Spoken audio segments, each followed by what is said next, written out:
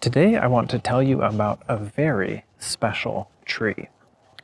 This tree is the apple tree that grew very tall and very wide in the backyard of my house when I was growing up.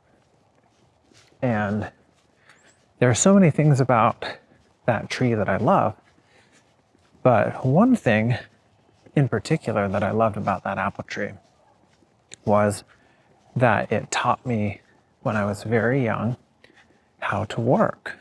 And so I remember my dad telling us when we were kids that he would pay us 1 penny for every apple that we picked up off the ground. And it just got really, really dark all of a sudden because I am going through a tunnel of trees. So all of these trees kind of hang over the trail and create a natural canopy. It's beautiful. This is one of my favorite parts of this trail, and I call it the Tunnel of Trees. So anyway, back to my story. I love that apple tree because it taught me how to work. And from when I was very little, my dad would say, "All right, time to pick up the apples. Pick up all of the dead or rotten or premature apples that have fallen from the tree. And for every apple that you pick up, you get 1 penny." And so today, that's not very much money. And back then, it wasn't very much money. But when I was 5 or 6 or 7 years old, if I picked up 100 apples, that was $1. And I could get a lot of candy or a small toy or something fun for $1. And so I remember filling up buckets and buckets with those apples. And every day, more apples would fall from the tree. And so every day was a new opportunity to make 25 cents or 50 cents or $1. And so I remember picking up those apples and putting them in the bucket, filling the buckets up high and counting as we would go, and then running to my dad to report how many apples I had picked up so I could get my payday. And that was really fun. Another way that the apple tree taught me how to work was when I was about 14 or 15 years old, my dad decided to tear down the fence that surrounded our backyard and to build a completely new fence back there. And so what we did was we went to the hardware store and bought all of the lumber, all of the wood that we needed to build this fence. So we had lots of fence posts that were 6 inches by 6 inches square. And then we used a lot of wooden slats that we would overlap and kind of drill those slats together. Anyway, before we assembled the fence, we had to stain all of the boards. So we would use a kind of a reddish brown stain. It's like paint. Stain is like paint, but it's not as thick, and it seems a little bit more watery.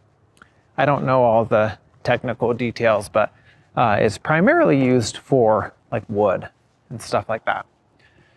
So we would set up 2 triangle sawhorses like this and put the slats of wood across those sawhorses. And I would spend hours out there underneath the apple tree, so in the shade of the apple tree, staining those boards. And then we would let them dry, and after they were dried, then we could assemble them on the fence. And so I definitely learned a lot about work, and I have a lot of memories that relate to work. I remember one summer, we had a lot of weeds in the backyard by the apple tree. And it was another family goal that if we weeded that entire back garden, we had a huge garden back there. Huge, I mean, for me it seemed huge because I was just a kid, but it seemed like the weeds were just endless. And so my family decided that if we weeded that entire garden, then we would all go to the Star Wars movie that had just come out. It was episode 1.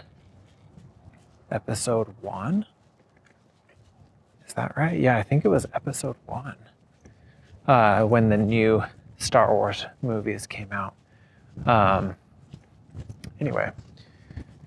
And so, I mean, that was a great experience as well because it took us like, I don't know, 2 or 3 weeks probably to weed that whole garden. But then there was a big payoff and reward after we did that, which was really cool.